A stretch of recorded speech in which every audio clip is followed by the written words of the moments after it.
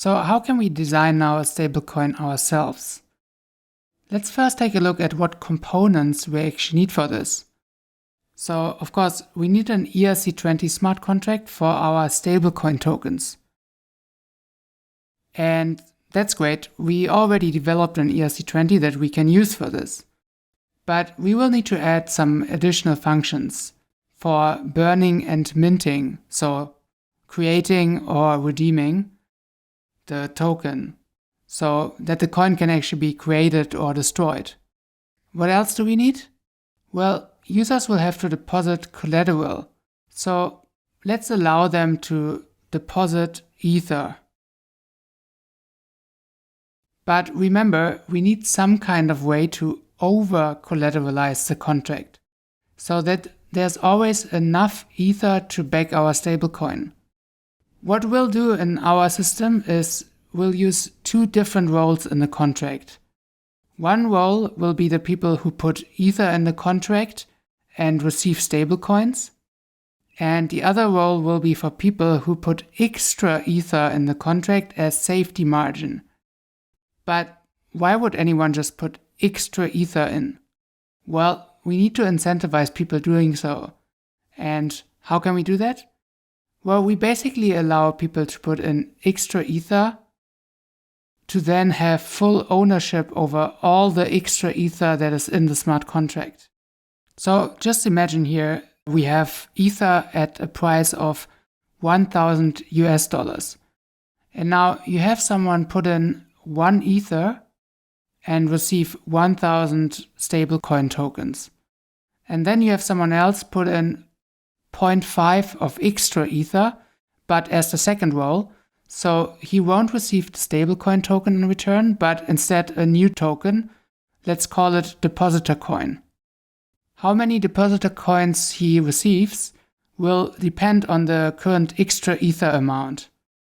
In the beginning, when he is the first depositor, he just receives his amount as the token, so 500 depositor coins in this case. Now, you have a contract that has in total 1.5 Ethers, where 2/3 are owned by the stablecoin holders and 1/3 by the depositor coin owners. Now imagine the price of Ether goes up to $1,500.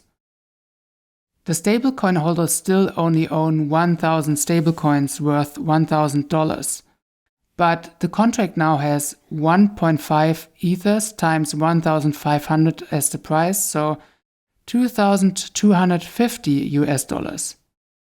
That means there's an extra of Ethers worth $1,250.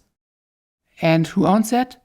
Well, that's exactly what the depositor coin holders now own. So in our case here, the depositor who put in 0.5 Ether at a time when it was worth $500 now owns $1,250 worth of Ethers. So an increase of 150%, even though the value of Ether only went up by 50%. And of course, the reason is because there was all this extra Ether from the stablecoin holders. But the stablecoin holders always have the same value of $1,000. It never changed, leaving the profits for the depositor coin holders. So it's basically like leveraged Ether for the depositors. You get more exposure to Ether than you own yourself. That's what the leveraged means. Of course, the leverage goes both ways. So if Ether was to go down to, let's say, $750, now the stablecoin owners still own $1,000 because it never changes.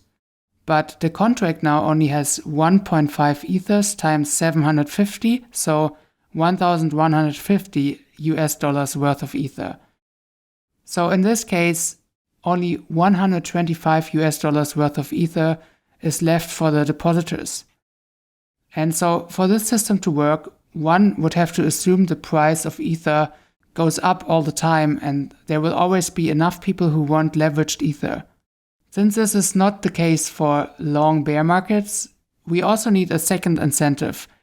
We can charge fees for creating or redeeming the stablecoins, any fees will be distributed to all depositor coin holders on top. Okay, so now we have two mechanisms to get people to put extra Ether in the contract. But what happens if the Ether value drops so quickly that it goes below what the stablecoins are worth? So let's assume Ether now drops to a price of, let's say, $250. So the total value in the pool now would be $750. And you can see now the 1,000 stablecoins are technically only worth $750. And the depositors are worth nothing anymore. So that's in fact less than $1. Well, that's bad. So the first thing we now do is we disable any stablecoin holders to actually redeem their coins. So kind of like preventing a bank run, which would leave the last person empty-handed. And second of all, we now destroy all current depositor coin tokens. So now all the depositor coins are gone. Bad luck for depositors, but I mean, that's the risk of using leverage. So this is basically like getting liquidated. But now new depositors are incentivized to come in and fill up the extra needed Ether. So on the one hand, they will get more leveraged Ether, and they also will be able to receive the fees for much cheaper than it was before. In fact, the first depositor will be the only owner at the start. And also stablecoin holders themselves are incentivized to put Ether in, so they can actually redeem their stablecoin. This will eventually bring back the pool's Ether, hopefully, above the stablecoin's value. Okay, so for a real system, you might want to use more complicated mechanisms, but for example, simply destroying all the depositor coins when the contract goes into negative might be a little risky for depositors.